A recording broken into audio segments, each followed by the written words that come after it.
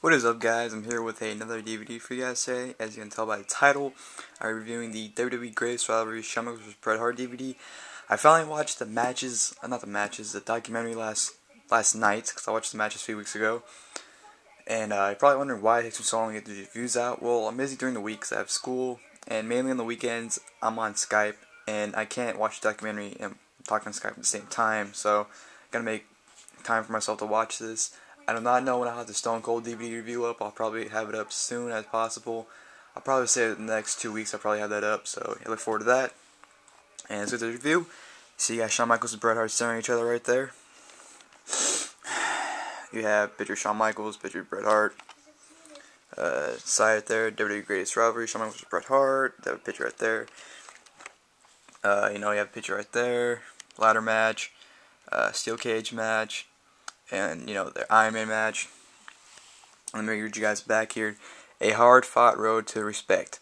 Individually, the Heartbreak Kid Shawn Michaels and Bret Hitman Hart are two of the greatest WWE superstars in history. Together, they launched an intense rivalry that spilled out of the ring and became incredibly personal, building to the infamous Montreal incident. Now, for the first time ever, these Hall of Famers sit down and gripping emotional interview that was at times tense and uncomfortable, but are also refreshing, candid. The two reflect on their underwined careers and covering. I don't know why I cannot speak right now. Every time I do a DVD review like this, I feel like I'm out of breath for some reason. I don't know why. Their early days breaking in WWE, shattering stereotypes, their involvement in relationships with each other and Mr. McMahon, feelings about the other top stars, the pressures, backstabbing, and all the rumors, the aftermath of Montreal, their emotional reconciliation. This collection is also packed with career-spanning Rocker vs. Hart Foundation and Shawn vs. Bret matches, as well as their inductions into the Hall of Fame. Bunch of pictures here, which is great artwork right here. Just looks like newsletters and articles, right? All over the place. Of course, they're probably the best match, probably one of the greatest matches of all time. Arguably, probably the greatest match of all time. Their Iron Man match from WrestleMania 12. Open it up. There's pictures behind each disc, but for some reason, for this DVD, when you try to take the disc out, it feels like you're gonna freaking break the disc. This has my friend Luke Cage had the same problem. It's hard to take the disc out. See if I can take it out. See, looks like I'm gonna freaking break it or something. So I'll leave that one in there. Let's try this one real quick. I don't want to break that, so I'll leave that in there too. Seeing the side, the listing, whatever you want to call this, insert. Well, not really an insert, but yeah, whatever. I think this is from the Montreal Screwjob. Right here, this pic. Now we're jazz intense fucking glare. This one includes San Antonio vs. Calgary, the Rockers vs. the Hart Foundation, Heartbreak Kid vs. Hitman Hart. No, Hitman, not Hart, but Hitman. Intercontinental Champion vs. WWE Champion, Showstopper vs. Excellent Execution, Progressive vs. Traditional, Fantasy vs. Reality, Respect vs. Trust, Redemption vs. Reconciliation, whatever. Hope vs. Peace, and this 2 and 3 are just all matches. We're in the description box, so I'm not going to read those, but I will read these 3 things that are not matches. You have Bret Hart's induction to the Hall of Fame, Bret Hart returns to Raw, and Shawn Michaels' induction to the Hall of Fame. Alright, now, I gotta say, overall, let me turn this over, great set. This is great. If you guys do not have this, go pick this up. This is great to watch. Very, very fun. The documentary is 2 hours, and the 2 hours felt like 10 minutes. They went by very, very quick. The matches, they were good matches. The tag team match, the first one was very, very good, and the other matches they were pretty good too. My favorite matches would probably be the Iron Man match and the first tag match with the Rockers and Hart Foundation. But besides that, this is a great set. I recommend this set to anybody, especially if they're huge Bret Hart fans or Shawn Michaels fans, and this is just great. The way they presented this documentary was, I really liked it. They started off basically doing a 2-minute summarization of the rivalry to kick it off, which is great. I mean, you get the whole rivalry basically summed into 2 minutes, which is, you can't any better than that. Of course, they have JR interviewing the whole thing, which makes it even better. And the first thing they talked about was the Rockers, when they broke up as a tag team. Not broke up, but broke into a tag team with the Hart Foundation and the Rockers. And what is great is, before everything they talk about, it shows like a 2 minute, the minute to 2 minutes video package summarizing basically everything. Like the Rockers and Hart Foundation got video packages highlighting basically throughout their entire careers, which was great, and it was great. On this, Bret Hart basically explained that when he saw Shawn Michaels and Jannetty and the Rockers came, he said he can't wait to work with that tag team because the Hart Foundation was tag champs at the time, and they basically worked with every tag team, and they were glad to see a new tag team. And Bret Hart said that when he saw Shawn Michaels, he knew he was going to be a great worker.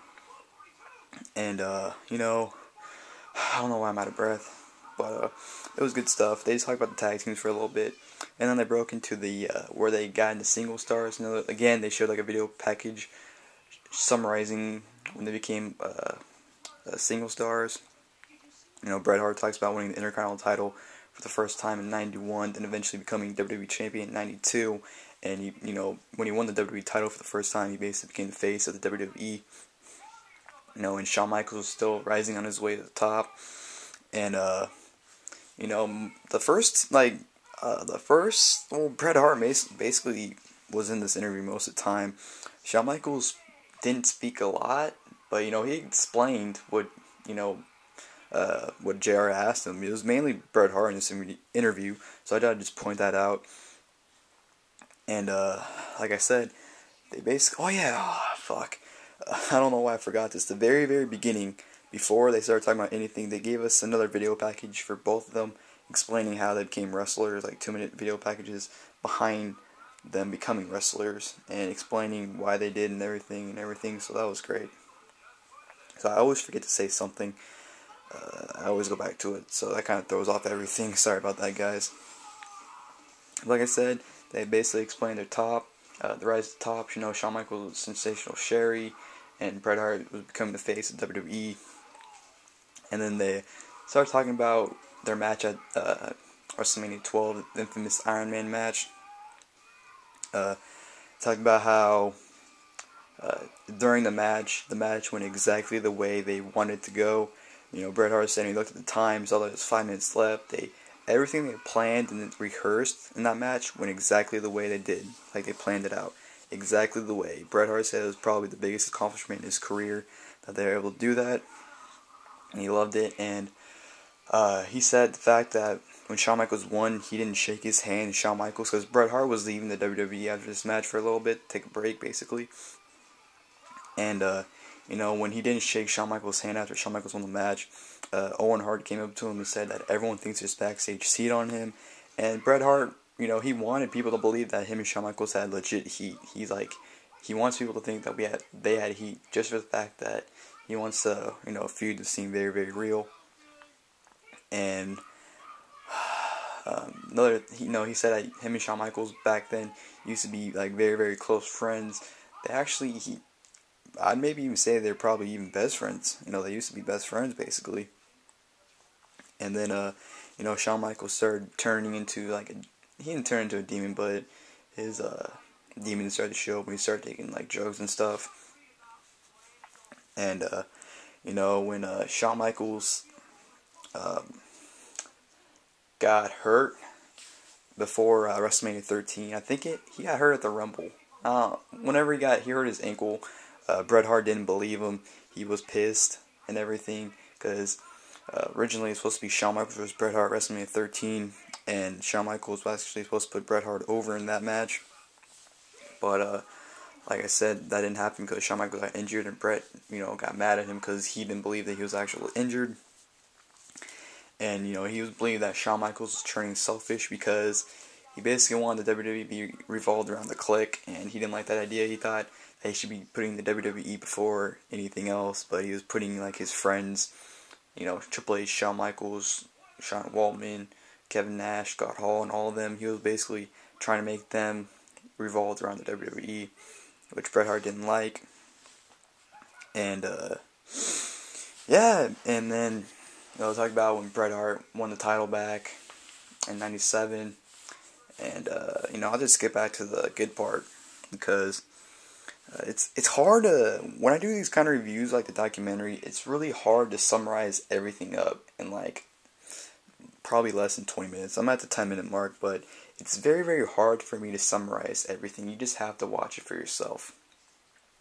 So I'm just going to skip really talk about the screw job, because I was not going to lie, that's one of the reasons why I wanted to watch it, because I wanted to hear him talk about the screw job. You get to the screw job part. Now, originally what was supposed to happen, they were scheduling Shawn Michaels versus Bret Hart for WrestleMania 14, because it didn't happen at 13, so they're actually going to do that, where Shawn Michaels actually put Bret Hart over for the title. But since Bret Hart was going to WCW, they scrapped that idea and made it for Survivor Series. They're actually going to do that. And of course, Bret Hart did not want to drop the title at Montreal, especially Shawn Michaels, because him and Shawn Michaels at that point were not very good friends, let's say that. I mean, their promos against each other, building up to their match, they took it personally. They didn't take it as just a thing to get heat. They took everything personally, and they actually had to sit around and do a little meeting and talk about what would be offensive and what would not be offensive to them. And they had to watch out what they said, because they actually started to, legit say things, insult them, and they didn't like it. And Bret Hart did not want to drop the belt to Shawn Michaels, because he told Shawn Michaels he would put Shawn Michaels over any day, and Shawn Michaels would say, well, I'm not going to do that for you, basically. He said he wouldn't put Bret Hart over any day of the week, and Bret Hart didn't like that. And Bret Hart was saying that he would drop the title to anyone at any time besides Montreal. He didn't want to put Shawn Michaels over because Shawn Michaels wouldn't put him over, and he just didn't want to drop the belt in Calgary. He told Vince, he's like, I'll drop the belt to him at Detroit before that show, because it was a house show in Detroit, I guess, before that pay-per-view. Vince wouldn't buy it.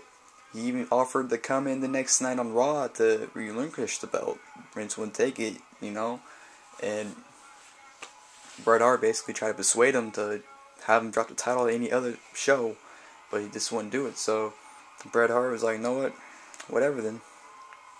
Montreal came, and Bret Hart said he knew somehow they're going to screw him out of that title that night. He said he knew they're going to do something to screw him out of the title, and he asked Earl Hebner, the referee of that match, of course, if he would screw him, and Earl Hebner, said he swore on his life he would never screw Bret.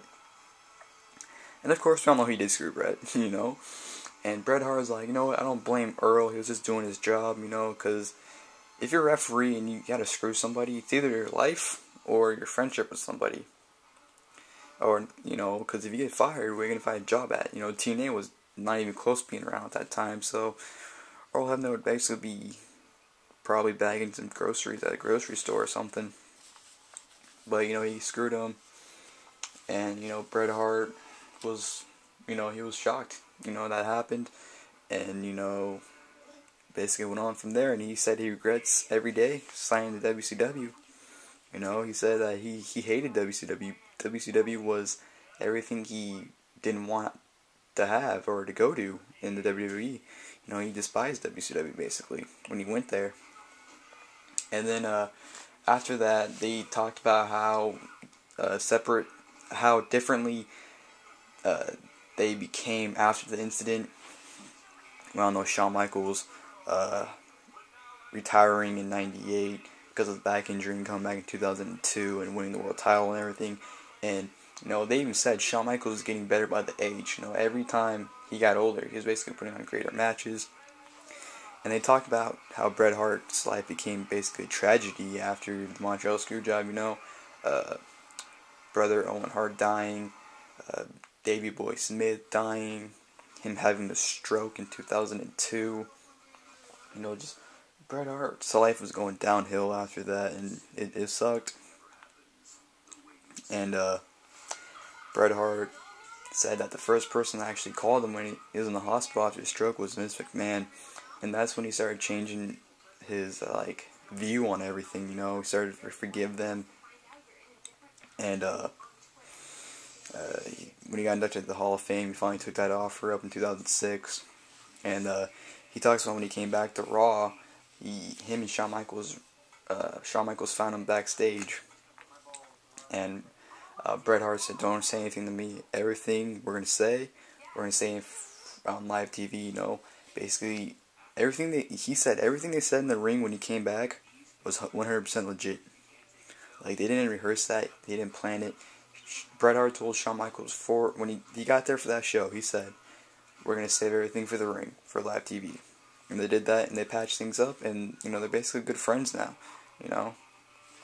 And this is just a great set to watch. That's about it. Nothing really to explain even more. Like I said, if you want to check it out the documentary itself. It's a great documentary. So that's basically it for this review. I try to summarize as best I can. If it wasn't good enough for you guys, well, sorry. But if it was, thank you for watching. Definitely go pick this up if you have the money. Or Black Friday actually happened. Maybe it was on sale. If you didn't, oh well, get it for Christmas or something, or buy it whenever you want. So, my review for you guys today. I hope you guys liked the video. Buy a DVD and then I'm out, guys. Thanks for watching this video.